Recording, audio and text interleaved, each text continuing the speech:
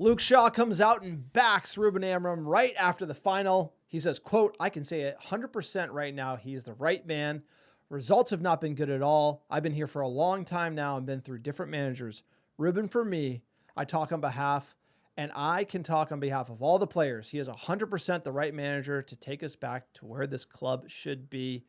Big words from primetime Luke Shaw. What do you think? Do you agree with them?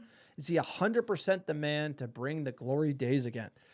No, of course he's not, because if he did, he would have won the final against Tottenham Hotspur, a team that's so bad that they somehow find a way to be worse than us in the league. And what the fuck does Luke Shaw know about winning? I hate to say it, like Luke Shaw, player can't stay fit. So I think this is an indictment. Damn, coming out of the gate, Fuck spicy yeah, as shit. Like dude, slapping Luke Shaw. Out of shape Luke Shaw, who can't stay fit, shit about our manager. Jesus Christ. Who was focused on getting fit for the Euros last year. I think he's down bad. Luke Shaw came out back in his boy saying, I've seen it all. Maybe he hasn't won the lot, but Luke Shaw never played on Fergie. He doesn't know what a good, he saw Mourinho. No, he's seen a lot of coming and going, and he thinks there's something about Ruben Amorim that's different. I think this is an interesting signal. I don't trust Luke Shaw necessarily, but he hasn't said this about LVG.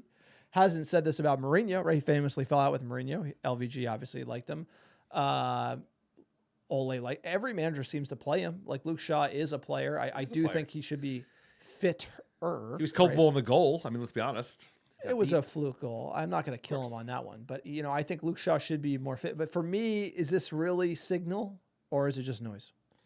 I mean, it's noise. We're going to have a lot of noise coming out of this final. Let's be honest. There's going to be leaks coming. There's going to be all kinds of bad press, everything imaginable. It's coming.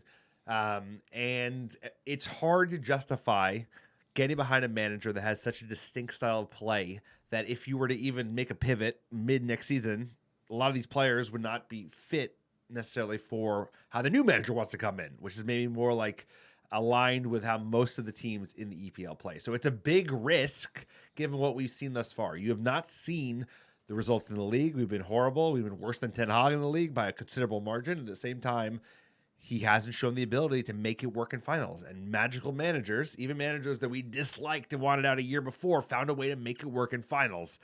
And him losing to this team is worse than Ole losing to Villarreal. This is a worse team than Villarreal. Villarreal had the Spanish effect, cheeky, whatever. This was a gutless performance, and he got it wrong. He got it wrong in the beginning.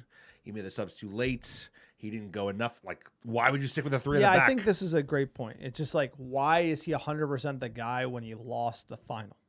And if you lost to Son, Madison, Kulusevski, and they were just coming at you, and it was a good game, and you just lost, like, hey, put your hands up. Like, that's why you have to kind of analyze the final and be like, no.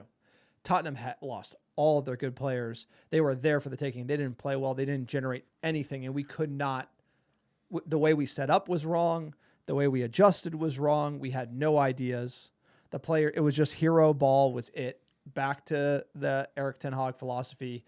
And so for me, I don't think I can 100% say he's the right man. Now, can I say 100% he's the wrong man? No, but do I think I will say 100% we don't have the money to give him all the players to try to see if this experiment works, which is kind of confusing.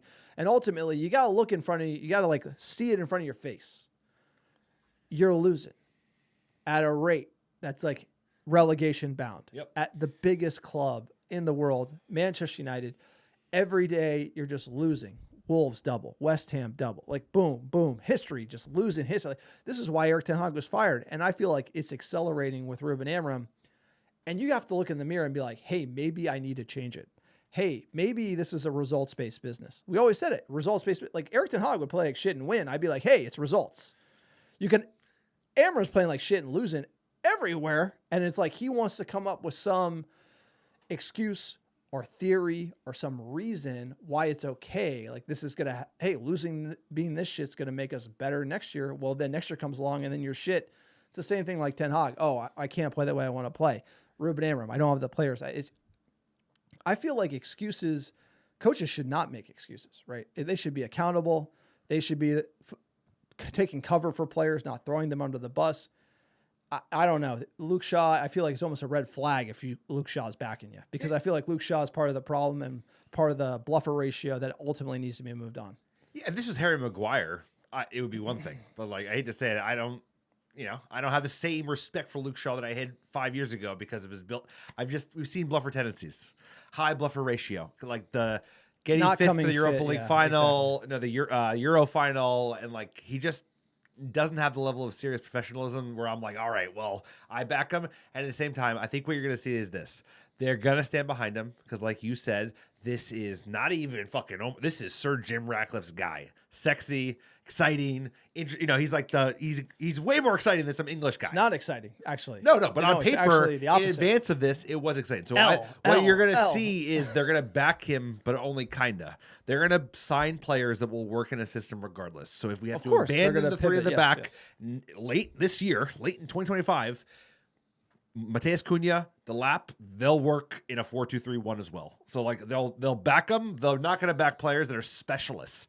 That are like, because they're not going to bend over backwards to get certain wing backs that won't work in a 4 at the back. And I think so they're going to kind of half back them, because that's also what we saw from INEOS last summer. They kind of half in, half out with Ten Hag. Like these guys, they kind of don't know what they're doing, and I think they're going to show that in keeping him, and also kind of half back. They're going to half back him. No, he said it himself. I got nothing. He's like, hey, why should I be given? He's like, well, we haven't played well. I can't point to results in the league.